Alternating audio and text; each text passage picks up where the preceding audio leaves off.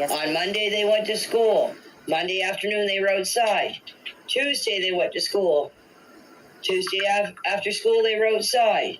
Wednesday, they left at around 12 o'clock to go to Patty's to do laundry. They didn't get home till 10 o'clock. The reason I know is my dog barked and let me know. I opened up my door. I said to Daniel, I said, "You're getting home kind of late, aren't you?" So the dog barked. Yeah, the dog barks, and the dog knows Jack and Lilly, and the dog knows Daniel. The dog knows them.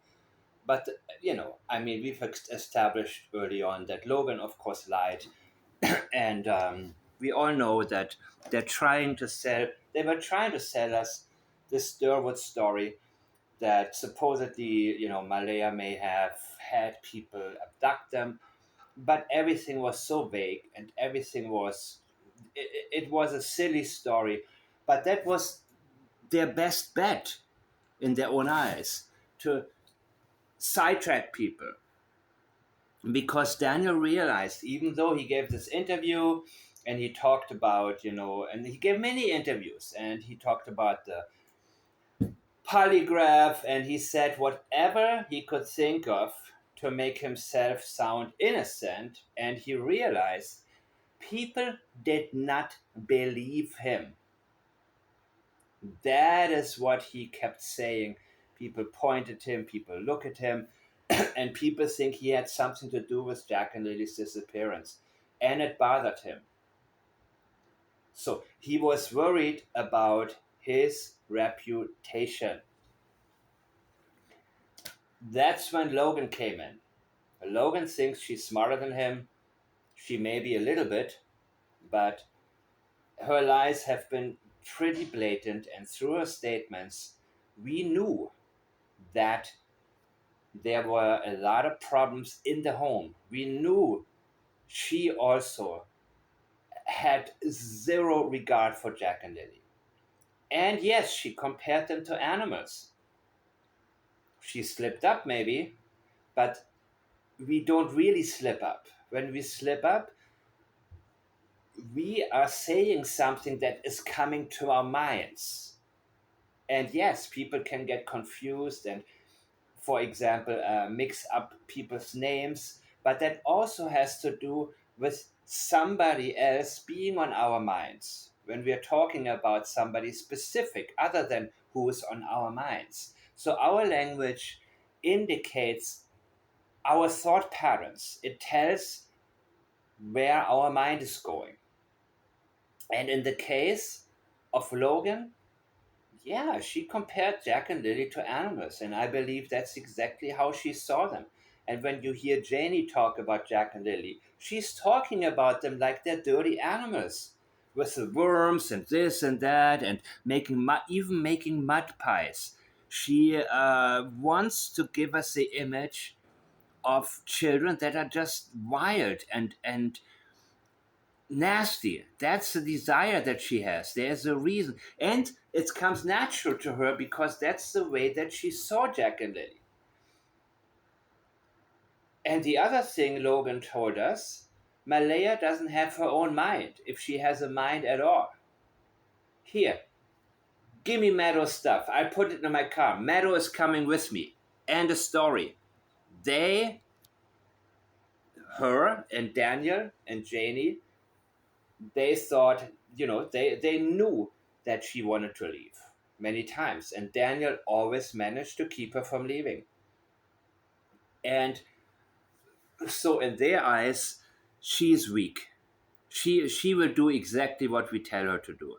Don't worry about her. So that is why suddenly they were absolutely perplexed and scared, because Daniel thought he had complete control over Malaya. Absolute and complete control. And so when they came up with their script, he was convinced that they're going to be a couple, they're going to be a team, sort of like Chris and Katie Proudfoot, who fight on the same side. And no one is going to get past that. Nobody's going to find out anything. However, he said I would have been home a lot earlier. Thursday morning, they didn't go to school. I heard they went to town. I don't know where they went. I don't know what they bought. Nothing. And then Malaya said blood work. I come out of the train. I heard the kids outside, and I opened up the door. Jack and Lilly were right out here by the playhouse. If you look at the Google map between the playhouse and the woodshed where the swings are, they were out there looking for worms and centipedes. Because when I opened up the door, Jack said, "Look, I found a worm. I found a centipede." I said, "Good boy." I said, "You keep looking." Then I went out. I started raking up the yard here for leveling it out for a swimming pool for the kids because I was going to put one up this year. Waiting for Daniel. Right. To help me build the fence because he had to go look for his tools. Yep, she's on and on about that swimming pool because that is the story she started before these audio clips on TV, on the TV interview. And now she feels the need to sell it even more. Then after that, when Daniel came and helped me with put the 2x4s up or the boards up on the fence, I continued with the fence. Then I come back in to get something to eat. I don't know. I just want to know what the fuck the 2x4s has anything to do with the breaking of the swimming pool area. I don't understand what that even meant. So the 2x4s, that is also interesting in all of the tours. And we have to consider the possibility that there is a connection to how they transported the children at night. And the reason we know that we can look at it more closely simply because she has a need to explain the reason that all the tools are there, the reason she was raking at night. And through her own language, we are able to tell exactly where the sensitive issues are, where the avoidances are. Am I hearing this wrong? That she was raking and getting the thing ready because she was waiting for Daniel to... In the middle of the night when it was pitch black outside. Yep. Get the fence with the swimming pool shit. I'm like, how does that? I just don't understand how one has to do with the other. Am I wrong? I think yeah, but still, what does that have to do with the swimming pool? We're gonna now have a part where there will be exactly. a lot of. But Jamie. You know what, Charmaine? Has anyone ever tried to rake well? Raked it enough so that there was a boot print in there. Yeah. So the kids were playing outside on Thursday, but they were sick. In the rain, don't forget. It was raining. What time the kids went inside or what time they went to bed or anything. And then Friday morning, I get up at 6 o'clock. I sat here and I played on Facebook. I get up at 6 o'clock. I sat here. I get up at 6 o'clock. Present tense. Script.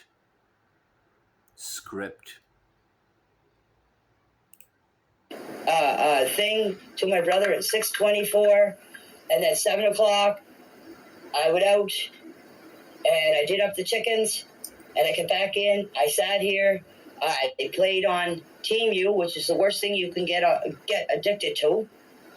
And then my brother called me at 8:48. Talked for 2 minutes and 59 seconds. He asked me if I was going to town. I said no. I said I'm staying home. I'm going back to bed to have a sleep. I went back to bed. It wasn't long after that. So she woke up and went back to bed. My question is that her regular pattern? Or was there unusual activity happening at night that she didn't get sleep or didn't get hardly any sleep or got a lot less sleep than she usually would? Can't tell you how long. I laid there for a little while playing on Facebook. Playing on my I wonder what she was gonna say. Silent, and I don't know how long after that, I heard Daniel yelling for the kids. Wait. I figured he was yelling at the kids to get in on Facebook. I dozed off. Okay. I heard at 7 o'clock, I went out and I did up the chickens, and I came back in. I sat here. Look how accurate she is with the time. But yeah, of course, she was able to check when exactly the messages were sent and everything. So when people who are regularly accurate, you see, some people are not accurate. Some people, they are, they will tell you, oh, I got home around between 9 and 10. Then we recognize that person's pattern. We realize this person is not a very accurate person. He's sort of, just, giving his estimates, and but when people who are very concrete, and Daniel is the same way about many things, when people are really concrete when it comes to time, when they are not, and when they're being vague, we have to recognize that as big time avoidances. I played on Team U, which is the worst thing you can get addicted Sidetracking. to. And then my brother called me at 8:48, talked for 2 minutes and 59 seconds. Uh-huh.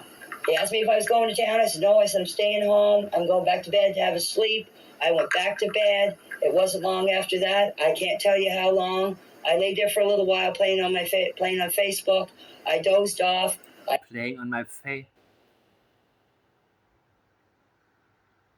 Huh. I heard the dog bark. The kids were outside. I heard the kids. And then after that, I didn't hear nothing. Everything just went completely silent. And I don't know how long after that, I heard Daniel yelling for the kids. I figured he was yelling at the kids to get inside, or Jack was Yelling at the kids. That was a regular thing in that house, yelling at the kids. Or Jack? letting my chickens out, which he usually does. He let them out a few times. So I figured Daniel was getting mad at him for that. Yep. So everything Jack is doing is wrong, right? Everything. She has to tell us about everything that she can think of where Jack did something that, in her view, he wasn't supposed to do. So she is painting him as a bad child, and she loves to do that. She wants everybody to know how much of a problem she had with Jack. You see, when Daniel, remember in an early interview, not the first ones, but then later, he started saying Jackie. And this woman has no sense. And she says it how she felt it the whole time. And she is convinced that she is right. The same way Chris Proudfoot is convinced that all of us would not like Sebastian Rogers if we had ever met him. And when he is confidently speaking about whatever he thinks was wrong with Sebastian, in the back of her mind, he's thinking, I'm going to teach you guys something. You don't know what it was like to live with him. That's from their personal perspective. And this woman cannot shut her trap. That means she not only tells you here and there a little bit, it's not even about leakage. This could be leakage if it was just a couple of times where she stated and let us know how much she actually hated Lily and especially Jack. But it is ongoing.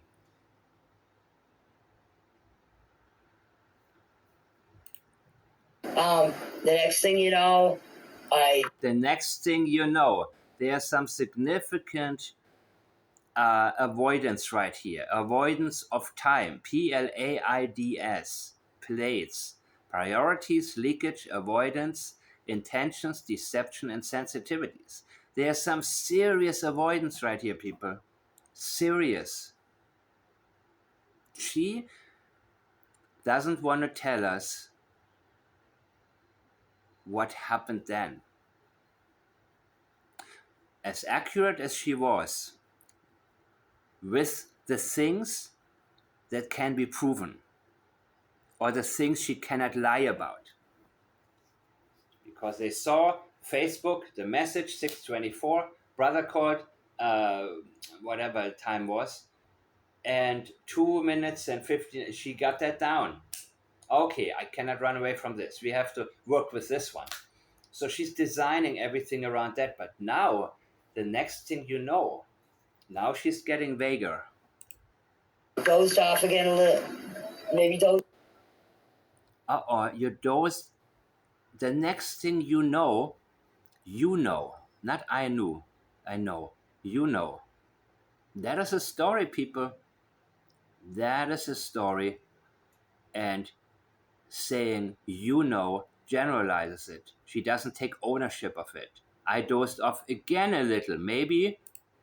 Off, or I get up about 5 or 10 minutes after that, and I found Malaya outside. And I get up. Present tense. The script is kicking in. Now past tense. I found Malaya standing there holding Meadow on her hip, and she was. So here we have past tense, and that happened. At one point, she saw Malaya outside standing there, holding Meadow on her hip. At one point. Hold her on her right side of her hip. Yeah. Okay, very detailed, right? She is a detail-oriented person. And that's why I also said, I think when the jacket, when Lily's coat and Lily's shirt were on top of the car, she put it out there because Daniel forgot to remove it alongside the children's bodies. That's what I believe. And that was her way of saying, you see what you forgot? Here, I'm putting it right there where Daniel's gonna see it when he comes back. I have to pick up after everything. This is the kind of woman that she is.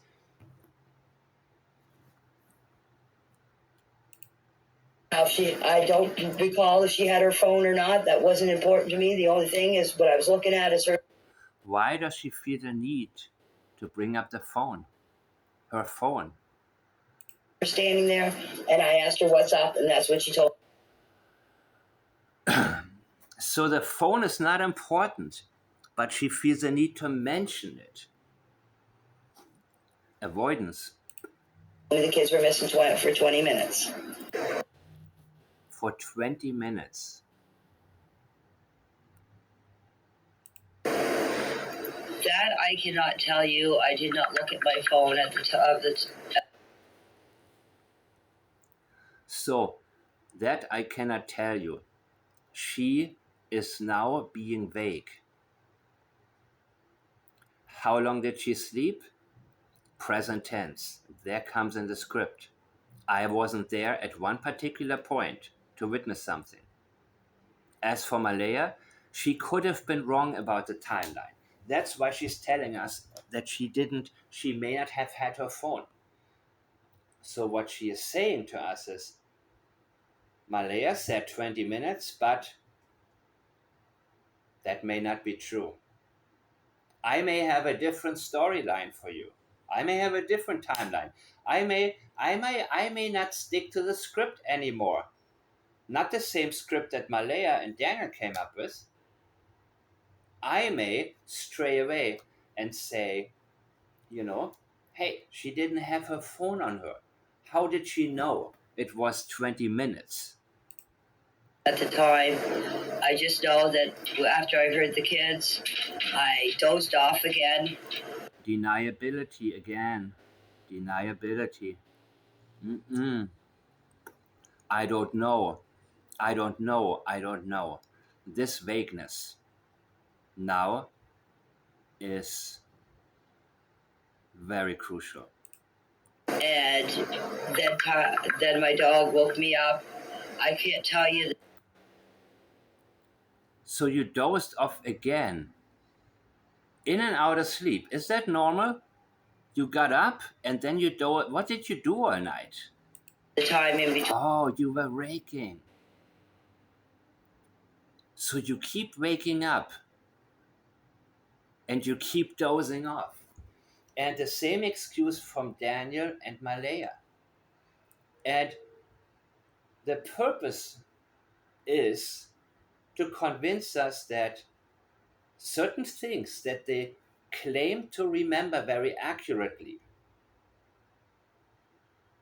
that they remember them, that they are reliable. Oh, I know this one for sure. And then the ability to avoid any other type of questions. Oh, that moment? No, no, no, no, no. That must have been the moment when I was asleep. How long were you asleep? 5 or 10 minutes. Okay, but what about, okay, well, I don't remember. I told you already. You see, straight up, she is giving you reasons for not being able to be accurate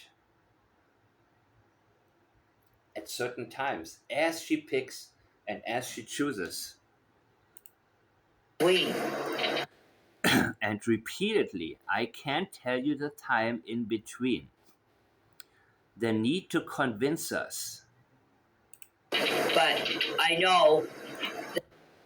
I can't tell you the time in between, but when somebody says but, ignore everything they said before. Yes, I can't tell you the time. Why? Because there'll be problems. You could, but let's hear.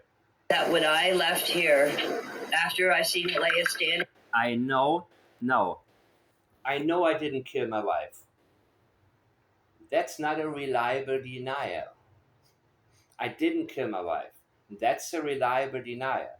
I know that takes ownership. Remember my video on my side of the story? My truth? My guilt? My. She is taking ownership of this alleged fact. Meaning, don't touch that. Don't dispute it. You can't dispute it. This is my truth.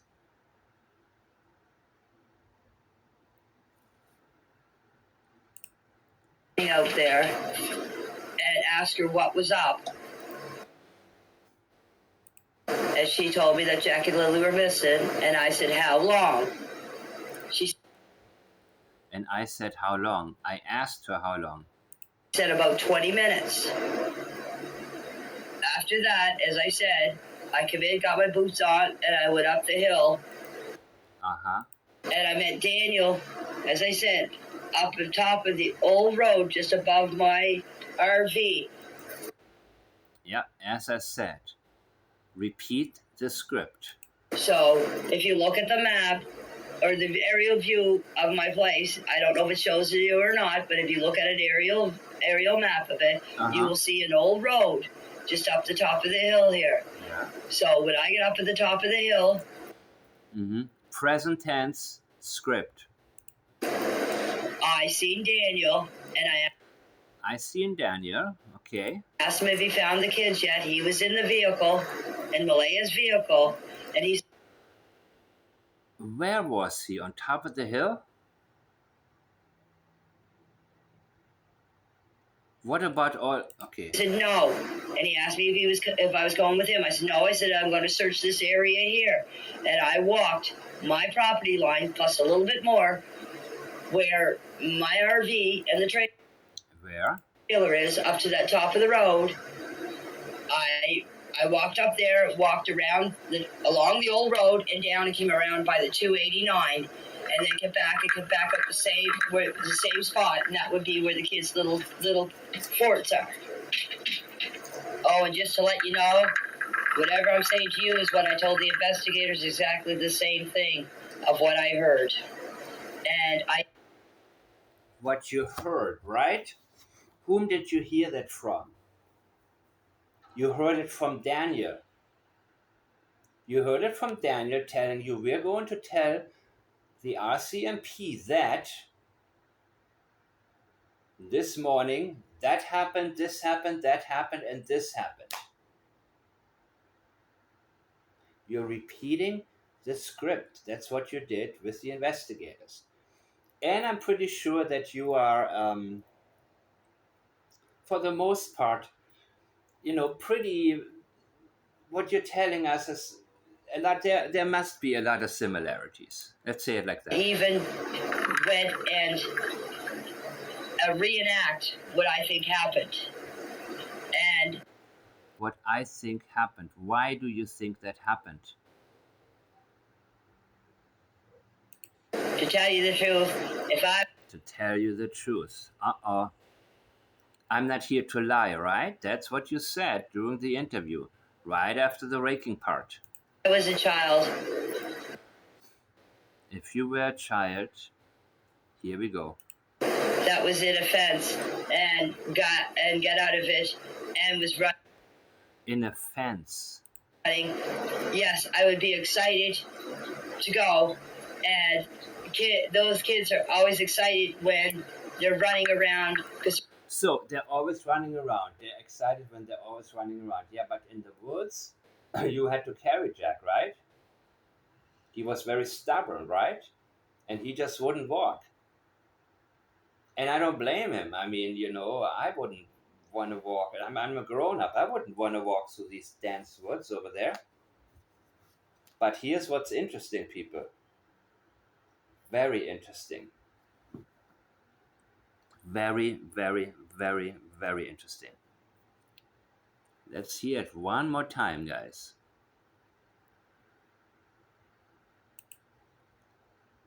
Reenact what I think happened. How would you know that? How would you... And what do you think happened? They walked away? And to tell you the truth, now the lie comes. If I was a child, that was it. Yeah, what should we tell the police? Well, what would you do? What would I do if I was a child? Okay, I'm gonna tell them just that, because that may sound believable enough at first.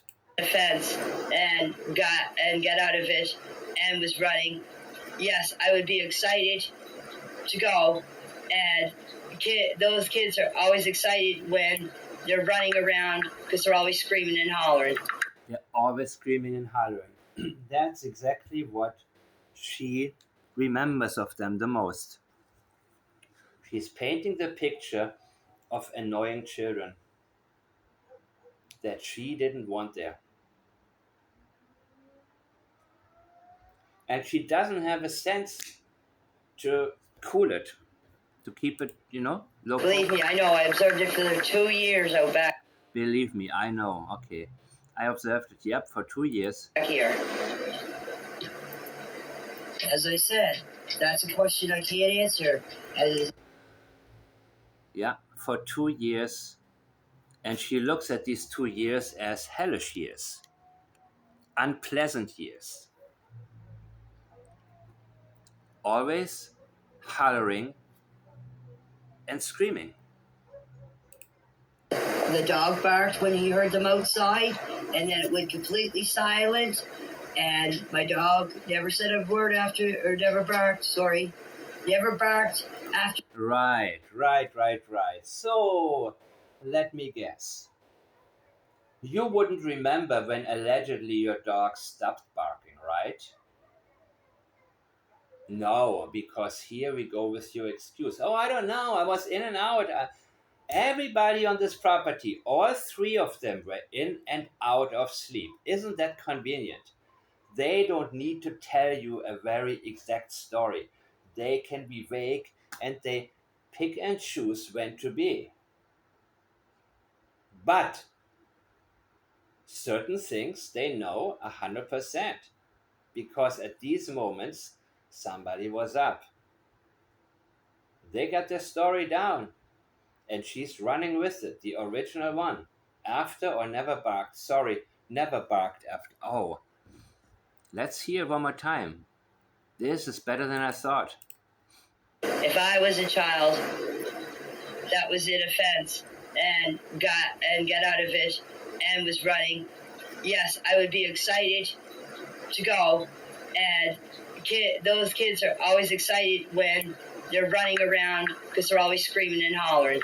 Believe me, I know. I observed it for 2 years out back. Yep, believe me, we went through hell. I went through hell.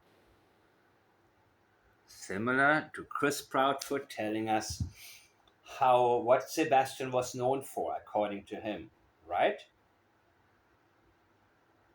Very similar. When children are missing or grown-ups are missing, the people who advocate for them to be found, they turn them into angels. They talk to you, Janice, she is the most wonderful person. Every time she will help anybody. She will give you the shirt of her back. She lights up a room when she comes. When she is the. They tell you nothing but positive because the negatives are suddenly unimportant. Like, what the hell was I even thinking? What the hell was I focusing on negatives? Oh my God, I just want them back. I want my friend back. I want my children back. That's all. So even if children have been annoying, let's say your children, get, for whatever reasons, when they are missing, this doesn't even cross your mind. You even miss them annoying you and you blame yourself and think, oh my God, why was I so impatient? I should have taken it easier. Maybe I'm working too much. Maybe that's why I didn't take enough time. I didn't give enough attention to my children. All of these thoughts are going to come into your mind. So the way that you used to talk about your children, maybe when you were with your friends and complained about, not necessarily complaining hardcore, but I'm talking about discussing, you know, how difficult it can be to be a parent, and you sort of vent with your friends and so on. None of that. None of that at all. People, we cannot get desensitized here. All of them are full of shit. All of them. Malaya, Daniel, and Janie. They're all full of it. All of them. And we can't allow ourselves to get used to the red flags. Even if she only one time mentioned they were hollering, they were always screaming, even if this was the only thing that she said negatively about them, I would already know, oh, here's leakage. This is not supposed to happen right now. And when they talk badly about a missing child, or in this case, two missing children, what they are telling us are the reasons, in their opinion, why the kids are gone. This is what led towards maybe Daniel snapping. The way these kids are. How overstimulated Sebastian gets. Well, I had to give him too much sleep aid. It's his fault because he ate so much junk food and then he got overstimulated. So what was I supposed to do? And believe me, I know means you have no idea how much I was suffering. You need to take my word for it. Because it was worse than you can imagine.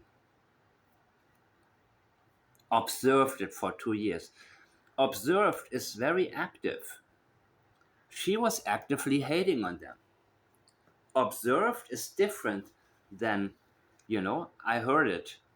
I've been hearing it for 2 years. I observed it. It's very active.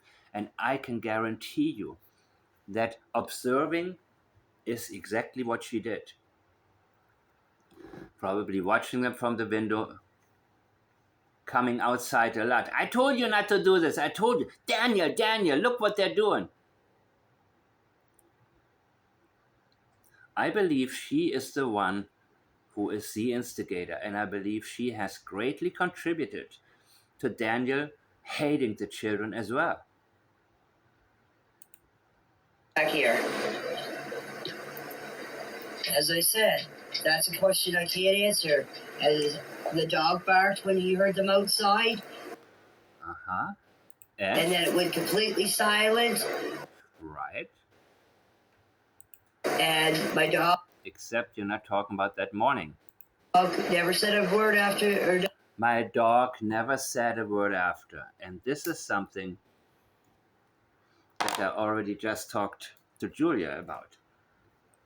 Something, her relationship with her dog is extremely weird. It's extremely strange. She calls herself a hermit. She says this is her dog's property, like he is the owner. Her husband used to be the owner, right? Her dog's name is Tucker. It's not Fuffy, Schnuffy, Fluffy, Fluffy, Huffy, Muffy, none of that stuff. It's a man's name. Did she ever have a boyfriend named Tucker? Was there ever a Tucker in her life? I don't know. And now she talks about her dog never said a word. She views her dog as a human. Remember when she said, it's not good for me, my dog, Daniel, my grandkids? Her dog is very high priority to her. And so, when Lily screamed and the dog got an anxiety according to her, I mean, dogs descend from wolves. Don't you? Do wolves have anxiety? Do wolves have depression or whatever? Give me a break, man. She is humanizing this dog more than Jack and Lily. While Logan compared Jack and Lily to animals, talking about the dog, animals get set off by animals, referring to these two kids as animals, while Logan tried to paint Jack and Lily as animals. She is referring to her dog as if it is a human being. Very strange. Never barked, sorry. Never barked after that until he heard Daniel After what exactly? yelling for Lily and Jack. So your dog barks all the time. All the damn time. Had somebody pulled up and gotten the kids, the dog would have gone nuts. And you would remember that. you can all make your speculations. Yeah, and this is exactly why she knows what she just said does not add up whatsoever. And that's when she interjects. You can all make up your speculations. Now, there's a big difference between, speculations and your speculations. She's belittling people. She's trying to belittle. Remember when Cassie Bowersox talked about Seth Rogers is on his phone, not on the phone. When he arrived, when he was frantically calling to find out what he can do to find his son. On his phone, that's belittling. That's like, oh, he's doing his thing. You get what I'm saying? Make your speculations. She's trying to tell people, this is all in your mind and you're the only one who has these thoughts. She's sort of trying to isolate, give people a feeling like, you know what, you guys are just crazy. You need to keep it to yourselves. These are only your speculations. This has nothing to do with facts, except she feels the need to say that because she is going in and out of script. She is accepting what she cannot deny, certain timelines. That's why the crazy story, because her brother called her, what, 8:48? So, okay, right before that I was asleep, and then I went back to, and then everything was going back to. So she acknowledges certain things that she can no longer deny, and that were also said to the police initially. She cannot retract those parts, at least not too much, but she can fill in every gap that cannot be proven with sleep, in and out of sleep. How convenient. You just woke up at 6. Or your opinions or whatever. That's all I can tell you. Or your opinions or whatever. Yeah, she feels a need. Because she doesn't tell us these speculations are wrong and which ones are wrong. She doesn't want to go there. The same with Daniel, the crazy accusations. Not the false accusations, the crazy ones. It's a form of gaslighting people, but unable to tell us we are wrong. That's all I can tell you. Meaning there's a lot more to say and a lot that she's avoiding and hiding. Major avoidance flag. That's all I can tell you is avoidance in itself. Huge red flag. You would think about what else you can tell us if you're truly interested in informing us, keeping us posted. It's the same like saying, I looked everywhere. No, you would think about where else could my children have gone? What could have happened? You will explore every single possibility and not say, well, we looked everywhere, so let's call it a day. They're gone. Poof, into thin air. Well, she's coming from Wentworth. So the only thing I can do is put my address to Wentworth and see how far it is.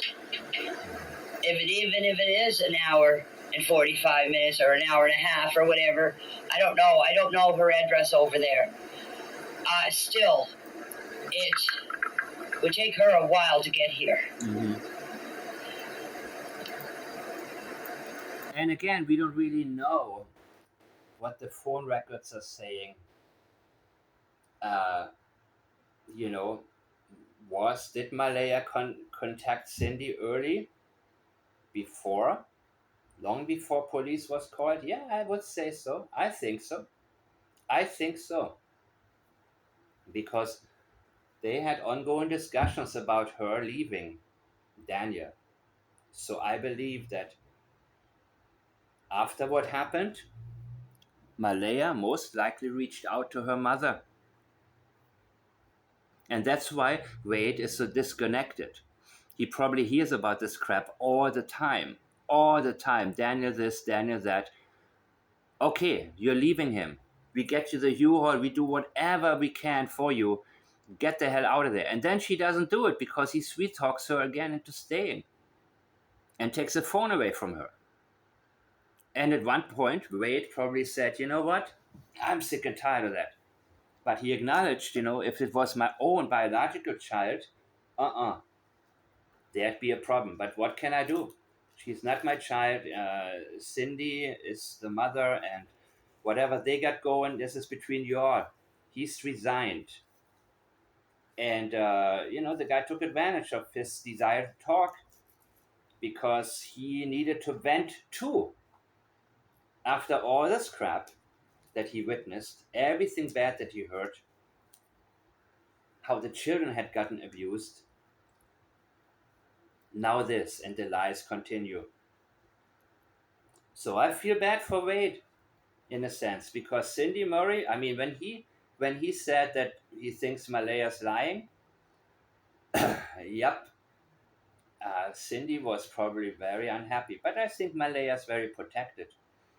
I think she's extremely protected, and I doubt that there will be charges. And according to all of their statements, she was on her phone all the time. She had a guilty look, but she was very passive. There is no linguistic indication of knowledge that Malaya did anything violent to the children, other than Wade talking about locking them up, and maybe Malaya probably hit them too. But we're talking about that particular night, and I'm talking about the statements from people who were there, Daniel and Janie. Just the kids that morning. And yeah, even this. So the kids were playing outside Thursday, but they were sick. Yeah, absolutely. I mean, none of this makes any sense, right? You would see if the kids are okay. And believe me, these people, they don't want their children to be home. They are happy when they can go to school. Trust me.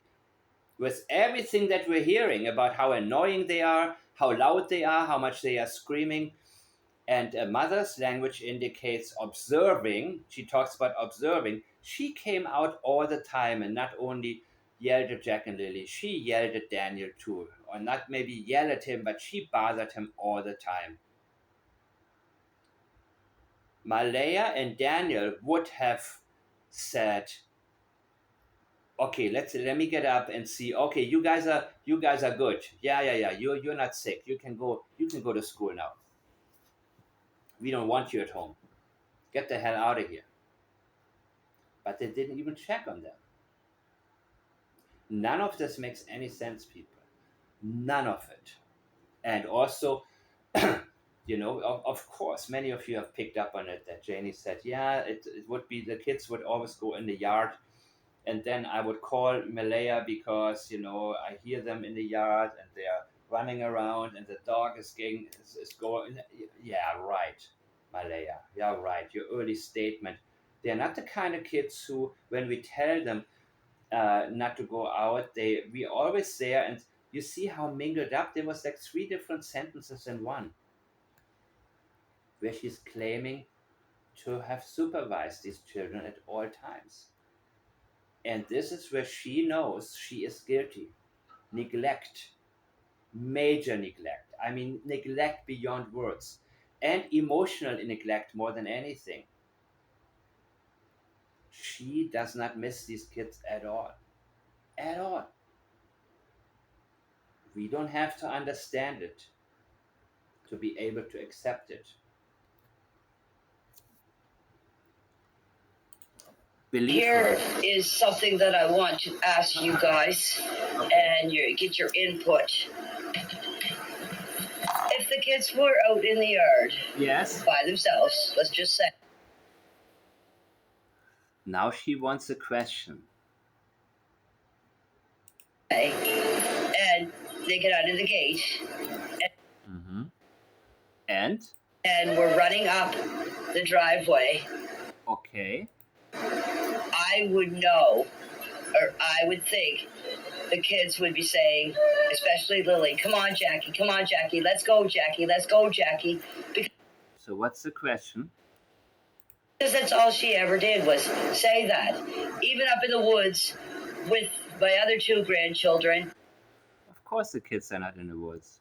If Jack is sitting there looking for bugs, Lily's usually saying, come on, Jackie, let's go. So that's another thing I can't understand is if I never heard the kids running. If the kids were running out of the yard, out of the gate, out of the fence, my dog would have still been barking. As I said. So now this is something where she doesn't want to say it because it's BS. Darren's story is BS, right? About, complete BS. But the reason she is saying all of these things because she wants to make it plausible. It must have been something like that. And she wants to point the fingers at Malaya. And she is extremely self-righteous. That's why she does it. The same way like the coat and the shirt, putting that on top of the car. You see, I do everything for you.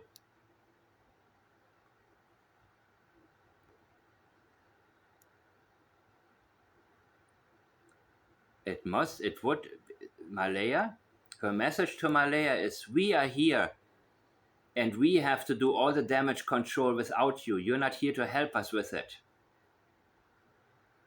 So I'm going to point the finger at you now. Because of Lily's loud scream and hollering. Yeah, loud scream and hollering again. So, even though the kids are gone and no longer with us, in my opinion, the hatred continues. Can you imagine how much she hated their presence? To still, at this point, live in it. as I said, I heard the kids out here in the yard by the swings. And then I heard completely silence. As I said, right? Okay, let's see. 42. So that's another thing I can't understand is if I never heard the kids running. If the kids were running out of the yard, out of the gate, out of the fence, my dog would have still been barking. Out of the gate? And then she changed it to fence. Interesting, right? Let's hear this one more time, people. So that's another thing I can't understand is if I never heard the kids running. If the kids were running out of the yard, out of the gate, out of the fence, my dog... Out of the yard, out of the gates, out of the fence. Interesting, right? Twice she had to correct herself. There is an experiential memory interfering with what she is now trying to convey. Dog would have still been barking, as I said, because of Lily's loud scream and holler. Yeah, and had a car pulled up and gotten them in, and especially if it's somebody that's not usually on the property, your dog would have gone nuts. Let's make no mistake about it. Hollering. So, as I said, I heard the kids out here in the yard by the swings. And then I heard completely silent. As I said, I heard that so she's going back to script. She's going back to what she said a couple of days before when she finished her interview for the TV station. So she interjects the BS story she gave them to make sure she repeats it for two reasons: to convince and to remind herself to not stray away from a story, to not contradict herself. She gets it in there. Of course, anything else, I was asleep for that, right? Very convenient that she was asleep. So my question, what is her daily routine? She gets up at 6? And you mean she goes back to sleep immediately? What the hell? Oh, I forgot she had to rake in the middle of the night. How often does she do that? I wonder. All of these things seem to have happened that particular night. So you guys can have your opinions, or you guys have. What is the question? She doesn't ask a question. She's telling us something.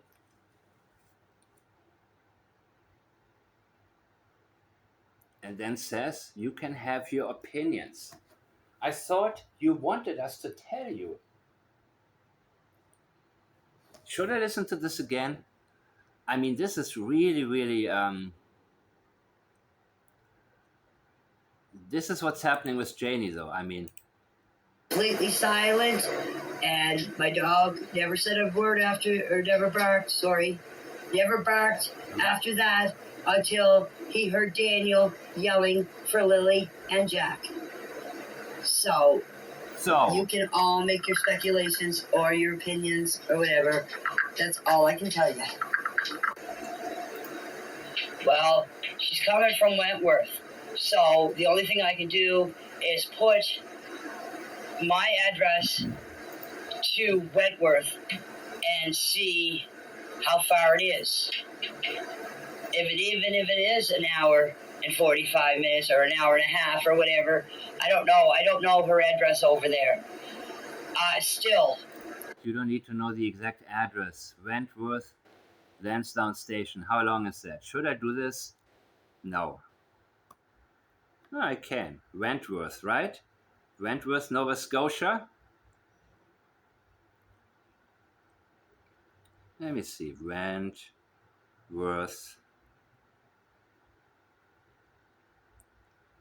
Oh, they have a lot of Nova Scotia.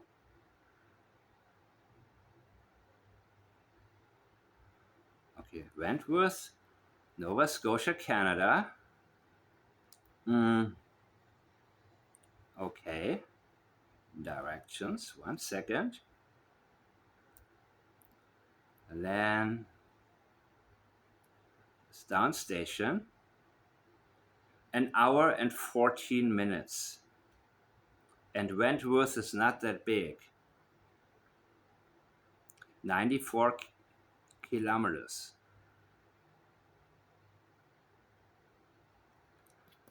See how easy that was, Janie? I don't know the address, so I don't know whatever. I don't know her address over there. When people tell you what they don't know, that also is to be looked at closer. There is avoidance there, because otherwise you would tell us what you know.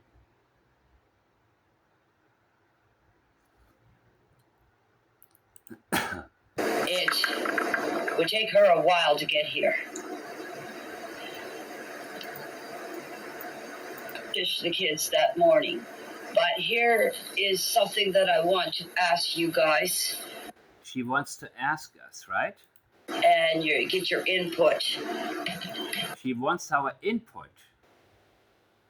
If the kids were out in the yard. She wants people to feel involved and get down with her pattern of thinking now. And mask it as a question. By themselves, let's just say. And they get out of the gate and we're running up the driveway. I would know, or I would think, the kids would be saying, especially Lily, come on, Jackie, let's go, Jackie. Because that's all she ever did was say that. Even up in the woods. That's all she ever did. This is all she remembers of Lily, being loud. Nothing else. What she's into, that she's into girly things, that she likes to, none of that important. I'm pretty sure that Lily tried to get her attention here and there, show her stuff, but I'm pretty sure this woman had no ear for any of that. With my other two grandchildren, if Jack is sitting there looking for bugs, Lily's usually saying, come on, Jackie, let's go. Yep, you told us many times. Let's go. So that's another thing I can't understand is if I never heard the kids running. If the kids were running out of the yard, out of the gate, out of the fence, my dog would have still been barking. As I said, because of Lily's loud scream and holler. Again. So, as I said, I heard the kids out here in the yard by the swings. Yeah. And then I heard completely silence. You heard complete silence. How do you hear silence? She didn't say, I didn't hear anything then. But this is very rehearsed. I heard this, I heard that, I heard this. So she is not using the types of words she would use if it came from experiential memory. And she said completely silence. Not I didn't hear the kids anymore. This is active. Hearing something is active. In this particular case, it would be expected to actually say what you didn't do. I wasn't able to hear them.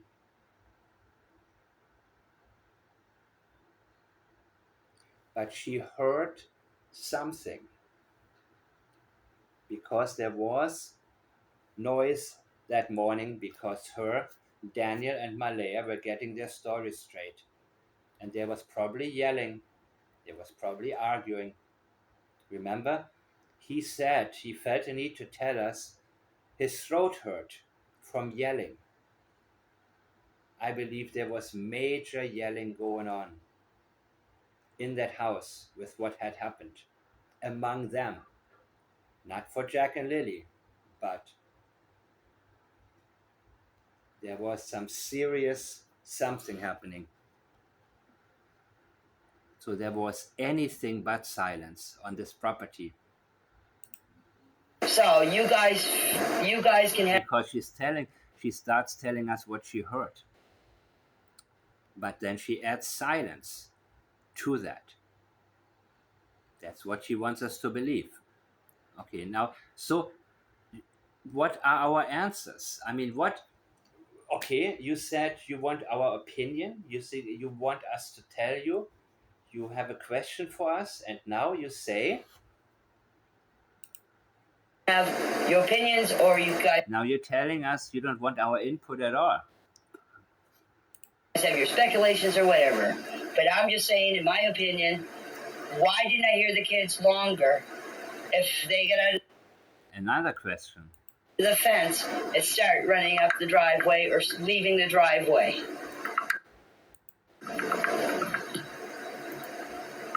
Wait a minute, you were asleep the whole time, right? And why didn't you hear them longer? Were you so. Which is it? Were you asleep? Did you doze off or not? If you dozed off, they could have left. Well, again, Darren came to help Daniel, sidetracking people like me. And I didn't get sidetracked. Everybody else did, but not the people on my channel. We don't fall for this kind of crap. It says that she's on her way. Okay. On her way. Does that mean she's just leaving or she's already on her way? See, you gotta look at it both ways. And as I said earlier, if my kids were missing, I would be right on the phone. Yeah, but you're not for Jack and Lilly. And we all know that. And that's why Malaya allowed her children to be abused by your son for 2 years. That's why Malaya never stood up for them and told you, shut the hell up and don't yell at my children. That's why Malaya, completely gave up on protecting them. And there's something wrong with her. I mean, seriously wrong. Let's just say it like that.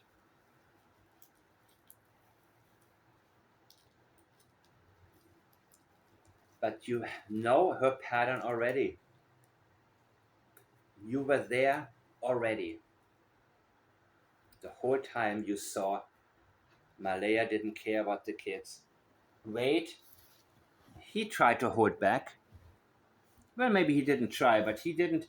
It wasn't his intention to make Malaya look bad to a stranger, but he lost respect of her. So did Belinda. So does everybody. And then she comes. She breaks her silence. Why? Because she doesn't want Lana to have access to the funds from the fundraiser. And Belinda trusts Lana, so I'm cool with Lana. And she says, by the way, and this garbage excuse, oh, it's going to be a trust fund for when they're going to be found. She wants all that money to go into the bank. To say Malaya doesn't have her own mind is an understatement. I believe she doesn't have, I mean, she has no mind at all.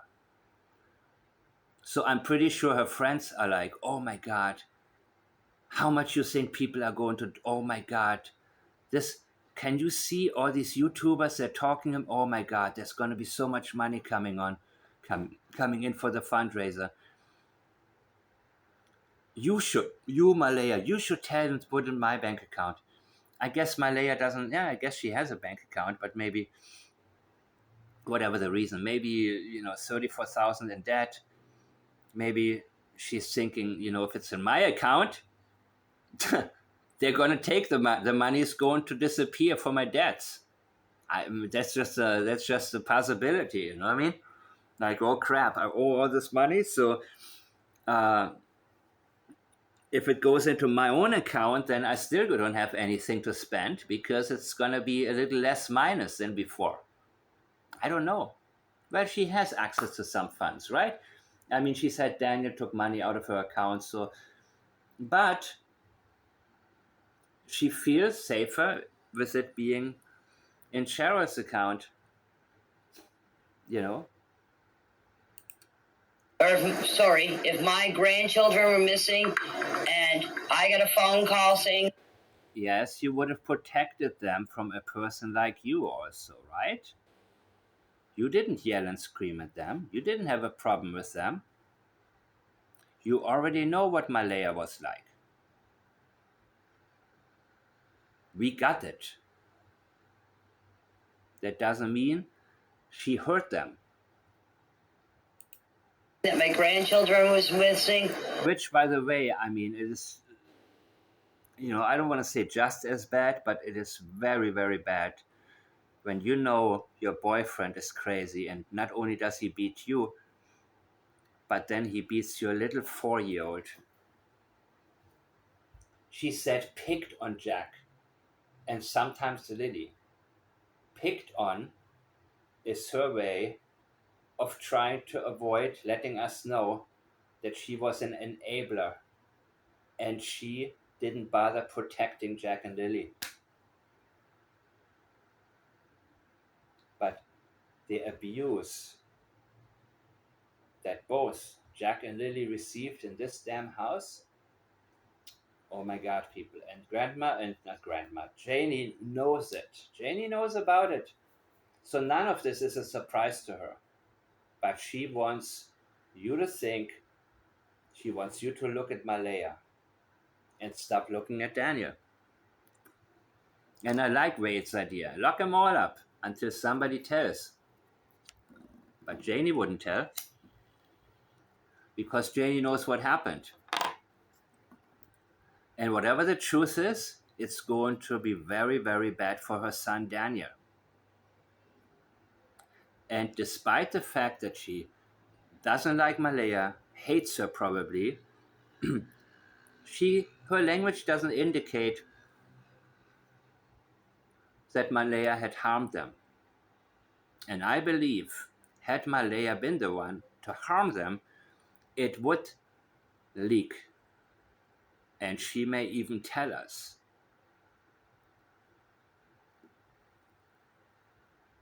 What happened is something that can hurt Daniel's future tremendously. That is why she will not tell us what took place. I wouldn't hesitate to drop whatever I was doing and hit the road and get here as fast as I could. I just looked at the phone messages thing again.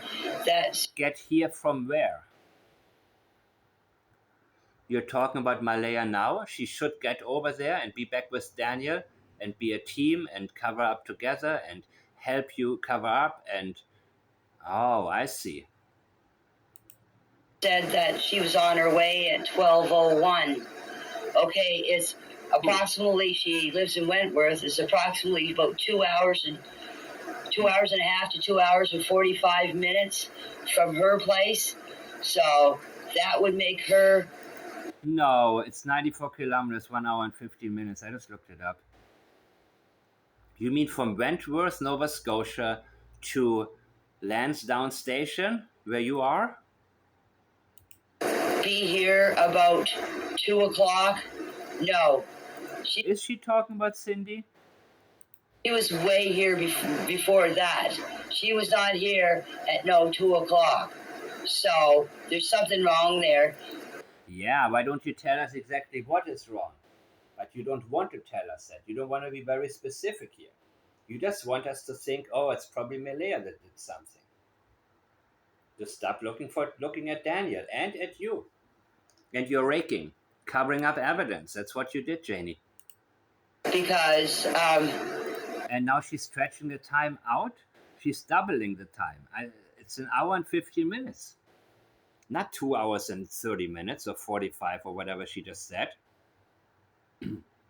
What's up with that? You see, you should not be inaccurate about things that can be proven to be wrong. You got down all of the times, all of this from when your brother called, how long it was, and so on and so on. All these things that already have been shown to you, where you know you can't get around that, but you're still trying to pull a fast one now.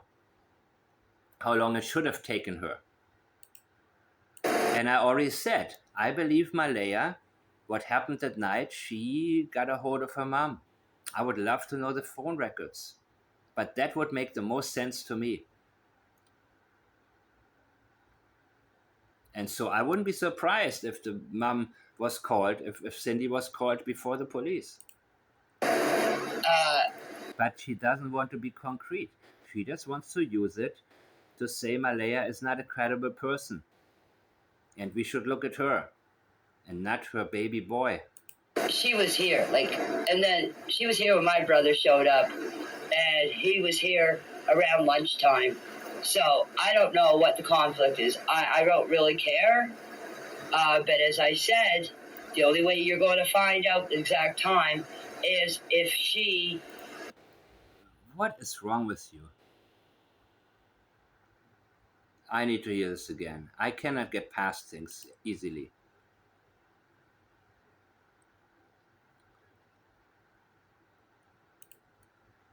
I just looked at the phone message thing again. That Said that she was on her way at 12:01. Okay, it's approximately, she lives in Wentworth, it's approximately. so I'm on my way. 12:01. Was she already on the road? Was she this or this? Yeah, she could have gotten there an hour later or 30 minutes later even.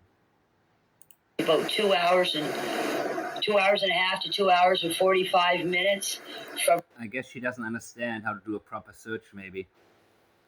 Unless she has the exact street address. Her place. So. And Wentworth is not that big. It doesn't matter what part of Wentworth you're in.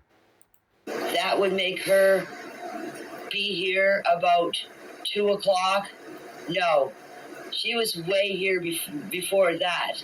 She was not here at 2 o'clock. And for the record, Kent Corbett said that he talked with Daniel and that Daniel said the kids went to bed between 7 and 9 or something like that. And then he said around midnight he switched their lights on and off. And he said that was the last time he saw Jack. And then supposedly, yeah. So, from what I understand, one of them said 8 and the other said 7 to 9. Between 7 and 9. I'm not that.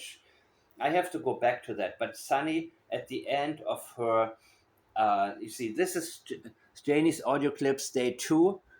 And that was on the day 1 video. And I asked a question in the chat about that. And she read from Kent. So if I don't remember to visit this today, you can look it up at the end of her video there. I forgot the timestamp, but yeah, let's just see what Janie is going to say here. So there's something wrong there because she was here, and then she was here when my brother showed up. And what time did your damn brother show up? He was here around lunchtime. So, Okay. What is lunchtime? 1? I don't know what the conflict is. I don't really care. But as I But you feel the need to say it. said, You see, with all of the things that she wants to say about Malaya to make her look bad, there is no indication Malaya was the perpetrator here. the way you're going to find out the exact time is if she hands over her phone to the investigators and let them check. The only way you're going to find the truth out about that, which I have nothing to do with, is Aha. I have nothing to do with. from Cindy and Malaya. I can only tell you that the time that I got my call from my brother, and everybody says that's the most Again, these are not masterminds we're dealing with. important time. And it's very different from me doing an analysis of somebody who is more sophisticated, more planned. It's a lot more challenging, actually. These people are telling us what happened. And Chris Proudfoot the same way. Katie Proudfoot is a little more advanced, takes a lot more advanced statement analysis to understand what she is actually telling us. But these people, she left Lily's coat out, and I mean, she admits that she was raking in the middle of the night. She told us about the potholes. She told Belinda very early on, I filled in potholes. And then she probably realized how strange it sounded and said, no, I wasn't doing that. And then she makes the same mistakes again. Makes the same mistake again and tells us, "Oh, I was raking in the middle of the night. I wasn't filling in potholes. I got it wrong. I was raking." Like that makes any more sense. And that's the time that I showed them. So after that, I have really nothing to do with timelines because I didn't check my phone all the time. So that is up to Malaya and Cindy to tell the time that they interacted with each other. I'm sorry, I can't help you on that part. You're absolutely right, Stephanie. With everything that was going on here, as I said, I went up in the woods, I could back down, the cops were here, and then I would back up in the woods again, I could back down. Yes, I could be mistaken about the time Cindy showed up. Yes, it just went like a flash, too. Like the day here was just... Charmaine. Charmaine, mine's on top of yours. See this? Sunny? Charmaine. Beat you, bitch. All right, take that back. I beat you, bitch. Take a look. Okay. So get your facts straight, Charmaine. So they're beaking off to me. Chaos. Everybody running around panicking. Like what it looked like is like a whole bunch of little ants. Everybody just running around, looking for Jack and Lilly. So yes, I could have the time wrong. Yes, I probably do. I will admit that. But as I said, I did not look at my phone. I did not. If you're not sure, why do you need to say it? In court, when people babble about things that they're not sure about, there is always an intention, an agenda behind it. Otherwise, you would state what you know.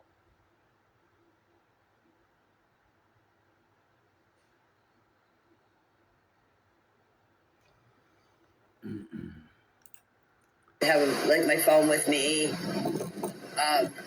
all the time.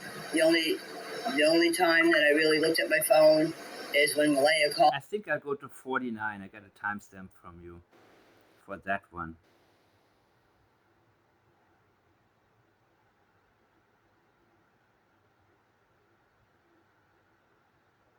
Oh yeah, and she said heard and seen the kids. Yeah, Julia. 40. I hope I didn't start too.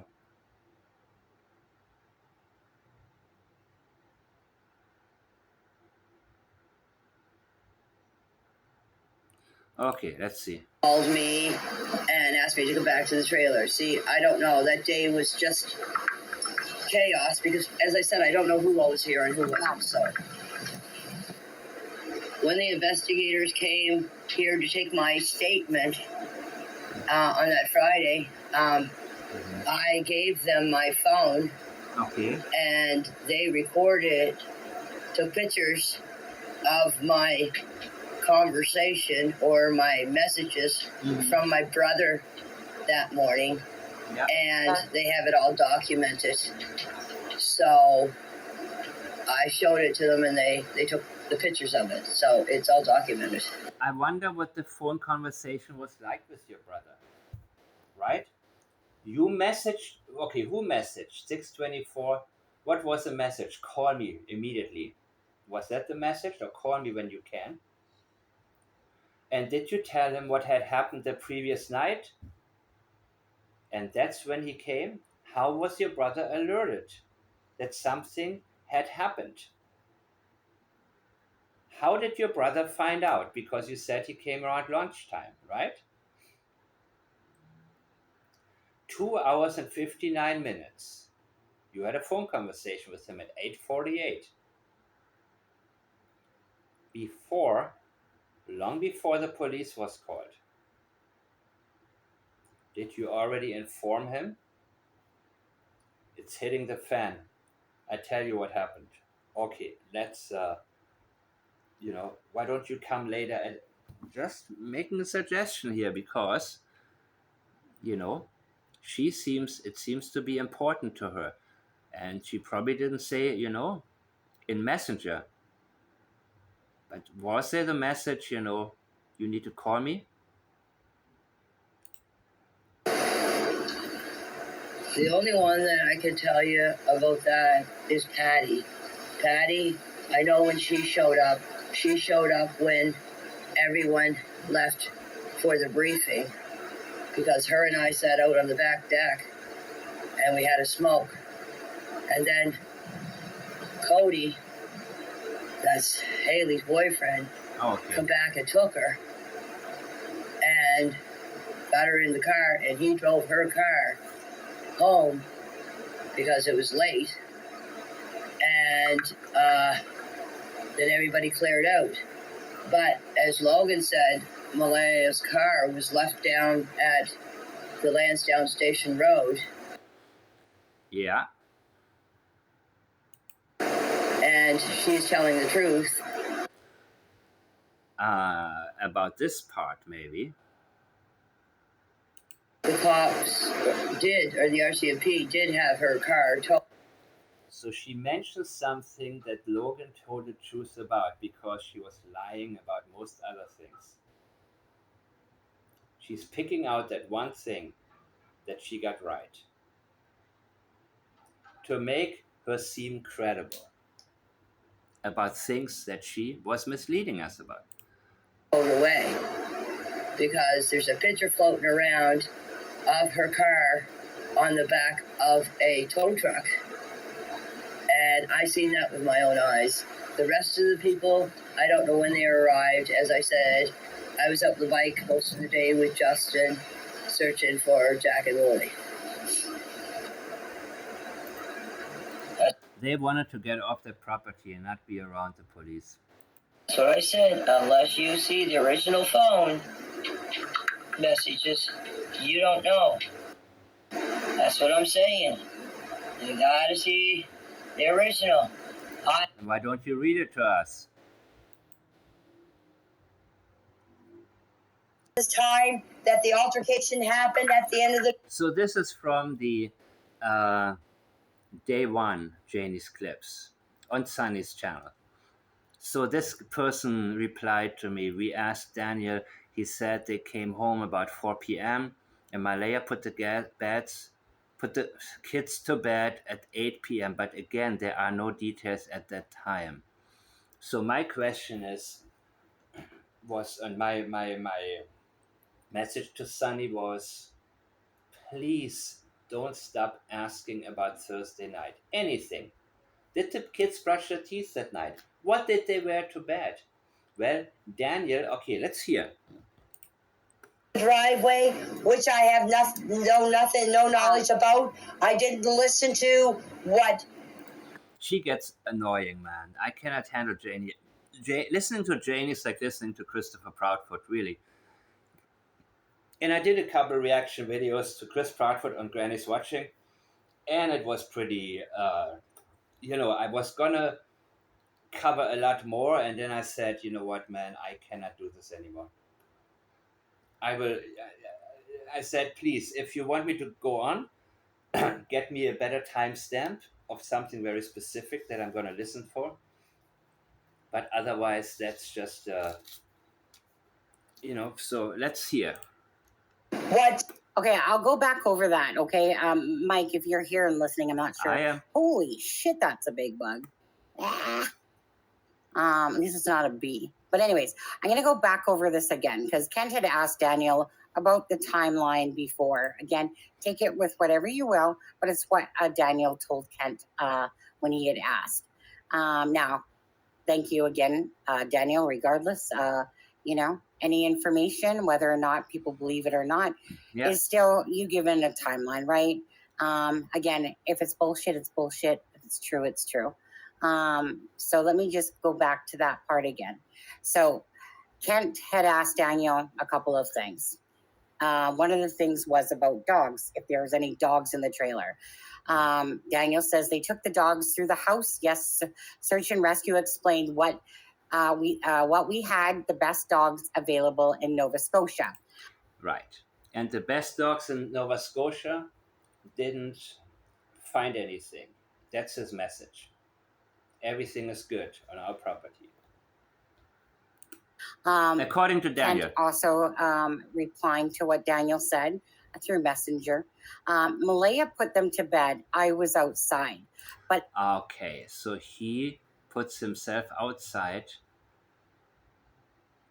What were you, in the shed maybe? At midnight, I flipped the kids' light on and off. I flicked the kids' light on and off. And they were sleeping, Kent. At midnight, let me put this on the screen so I can. What we had, the best dogs available in Nova Scotia. Kent also replying to what Daniel said through Messenger. Malaya put them to bed. I was outside. But at midnight.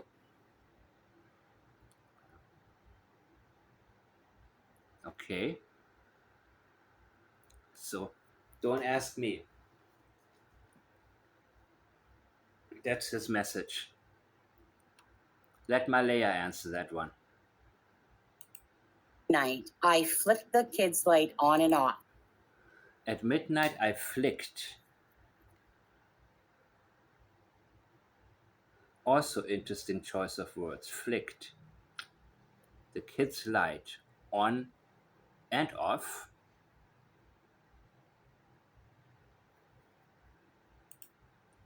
And they were sleeping, Kent. The last time I seen Jack, but remember, that's the last time I. So I didn't contact Kent. I would like to be able to read it, of course, but for now, I'm going to hear and read on the screen what Daniel likely said. The last time I seen Jack, but remember, that's the last time I seen Jack, but I seen Lily at 8 to 8:30 in the morning and heard Jack in the kitchen. 8 to 8:30, and you are so sure about that time, right?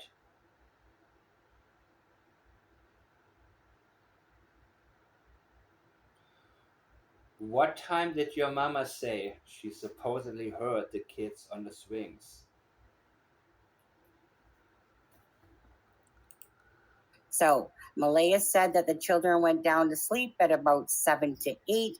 Daniel kind of said, I think 7 to 9, something like that. He says he doesn't know what they had for bed lunch because he was outside. Right.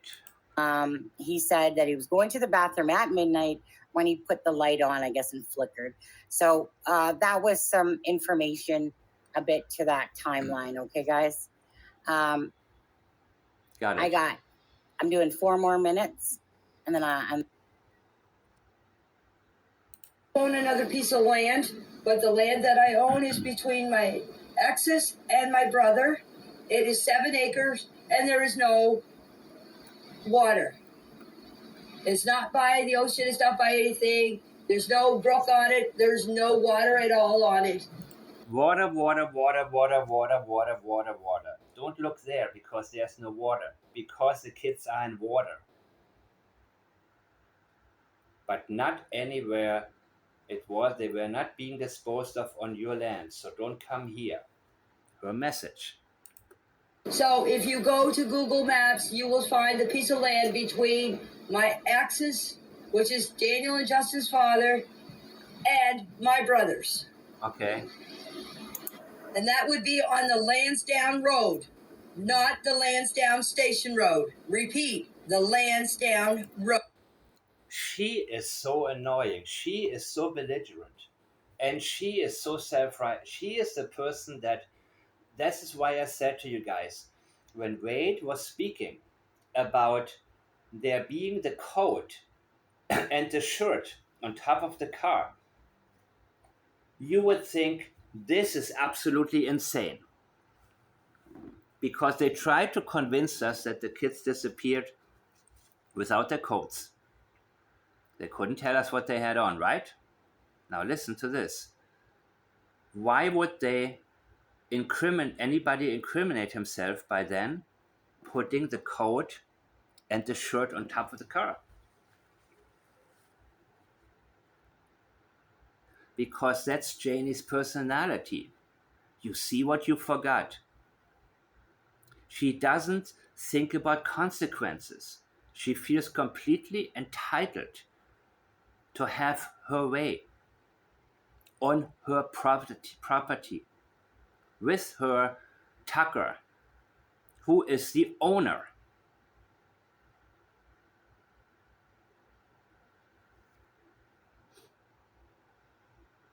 Repeat.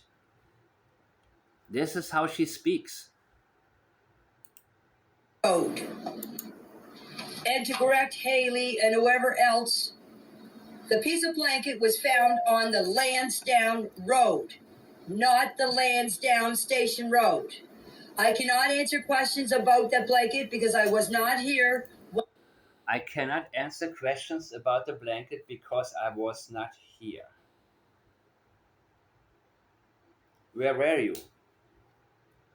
Where did you supposedly search? When it was supposed to be found. Supposed to be found? I'm just hearing where she said it was. I'm correcting her that it was the Lansdowne Road. The only time that I was here. And this is similar to what Chris Proudfoot does. Search for a simple mistake and blow it up. In the case of Logan, search for the one thing that she didn't lie about. Right? The one thing she didn't lie about was what? About the car, Malaya's car. So the message is Malaya and her team, they're liars, they get it wrong. Logan gets it right. And she wants us to apply that to everything they say. To have any part of the blanket. The only time I was here to have any part of the blanket. Which part of the blanket? Were you there when the blanket was torn up? Why was the blanket torn up? Why was half of it later placed into the garbage can? What is the reason for that? Don't try to normalize something that makes absolutely no sense, except that it does when we pinpoint the exact reason that blanket was found over there. It was when the cops, RCMP, came here and asked about the blanket to. Now listen to this. The only part she had in this blanket, the only part, was when the cops came here and asked about the blanket. Daniel and Justin did go to the garbage and showed the RCMP officers the rest of the blanket. And I can vouch for the blanket being put in the garbage because I seen the day that Daniel put it in the garbage because I told him not to bag it too heavy. So Daniel did put the blanket in the garbage. Yes. So that was not the only part that you had in the blanket that day when the RCMP was there. You're telling us that you're supposedly there and saw Daniel put the blanket in the garbage. And yeah, I know it's your pattern that you're the type of person probably walking around all day long, correcting people for their mistakes, telling people what to do, micromanaging how to do this and this and this and this. Yeah, no wonder your son is nuts. Don't put this too heavy. Don't. Now, my God, what are you doing? Let me show you what to do. Let me. I can see it. And this is why little Jack crossed his arms and said, probably the moment that he saw that woman, he was like, uh-oh, I want no part of her. You want to hear it again? To have any part of the blanket. The only time that I was here to have any part of the blanket. So at one point you had a part of the blanket, possibly. One half, not the other half. Was when the cops. And you see how she slows it down and has to think? She cannot just let it flow from experiential memory because she's not telling us the truth. She has to be very careful how she words it, and she's still going to word it in a way that tells us what happened. RCMP came here and asked about the blanket to Daniel. Daniel and Justin did go to the garbage. Did go to the garbage, did go. And showed the RCMP officers the rest of the blanket. He offers them to look into the garbage can. And I've said it before, there's a very strong likelihood that this half of the blanket was, we remember what Logan talked about, the lid being closed, but the bag was torn open already. And I can vouch for the rest of the blanket. I can vouch for the blanket being put in the garbage because I seen the. So you had a part in it. What part did you have when Daniel showed it to the RCMP officers? Was it you that made a suggestion? Put this half of the blanket in there and then show it to the police. Is that what you had? Is that what you mean? Because you said you had a part in it. What was the part? Because here you are now telling us you previously witnessed, you were there, supposedly. Day that Daniel put it in the garbage because I told him not to bag it too heavy. So Daniel did put the blanket in the garbage. Yes, gotcha. If any of you has contact to Kent Corbett or Kent, even if you're watching, maybe iamfiretown@gmail is my email, and I don't know if you're willing to maybe let me have a screenshot just of this one reply, just as the replies I would appreciate it very much. Just a reply from Daniel about the time that, well, you know what? Let me handle this differently. Disregard. Um, so I am firetown@gmail.com. Anything else, guys? Even if it's just a little bit of, just a few sentences from Daniel Martel or Malaya, Facebook messages, whatever is verified. I'm interested. I'm very interested. If it's a long video where somebody speaks about, and you have these videos that are 4 or 5 hours long, and there's maybe 2 or 3 minutes of something really significant in there. So if you happen to watch these channels, if there's anything that you come across that you think is, wait a minute, did he really say it? Something is wrong with that. If somebody says something, if anybody formulates a sentence that doesn't make sense or stops making sense at one point, those are the things that I'm interested in. I'm interested in avoidances also. For example, when Belinda asked Malaya, did they have their coats on? No. Oh my God, they must be so cold. I just want them home. That's what Malaya replied. Anything that doesn't, and this has nothing to do with necessarily you pre-analyzing anything, but anything that stands out to you guys.